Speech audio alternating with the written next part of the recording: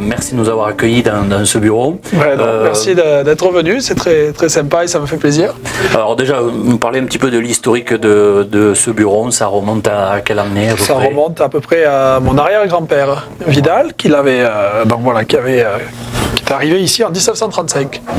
Donc voilà, donc ça fait déjà plusieurs générations. Ensuite c'était ma grand-mère et là c'est donc à ma mère maintenant. D'accord. Donc voilà.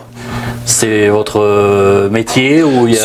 C'est devenu mon métier. Au début, c'est vrai que c'était une activité qui était, mais bien sûr, qui est saisonnière, qui était estivale.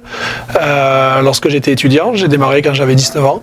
Donc voilà, ça fait déjà 17 ans que je pratique cette activité. Et ça devient une activité aujourd'hui importante parce que voilà, la saison, on est ouvert du mois d'avril jusqu'au mois d'octobre.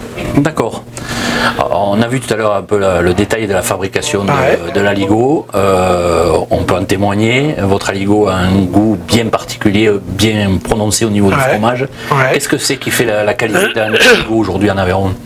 Déjà de le fabriquer des pommes de terre. Ça, je pense que c'est la première chose et c'est important de le faire, surtout dans les burons, je pense, et notamment sur l'Aubrac. C'est notre plat principal, donc il faut le faire correctement et bien évidemment la tome, la qualité de tome, la quantité de tome qui sont importants. Mais voilà, il faut respecter les recettes et puis c'est tout.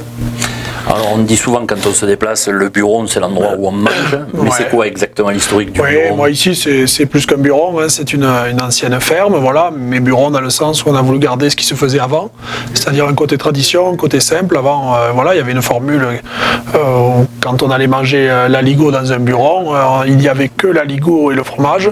Moi j'ai voulu l'améliorer un petit peu entre guillemets, c'est-à-dire fournir les couverts, fournir aussi une viande avec, mais voilà, moi j'ai pas voulu que ça devienne un restaurant. Voilà, j'ai voulu que ça reste quelque chose de traditionnel, quelque chose d'agricole, et simple, parce que moi, de formation, j'ai plus une jeunesse agricole et formation agricole que de restaurateur.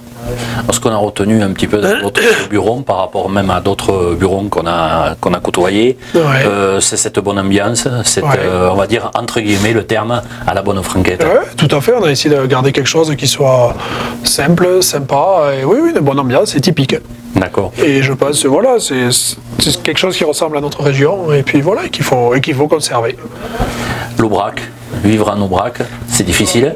Oui, alors moi je n'y vis pas toute l'année, j'habite à côté, j'habite dans la vallée, mais après l'Aubrac non, de moins en moins difficile, et puis toujours pareil, quand on aime sa région, on y est bien, et puis c'est tout, on n'est pas... Pour moi, il n'y a pas de... On est bien, il n'y a pas de souci, c'est pas difficile.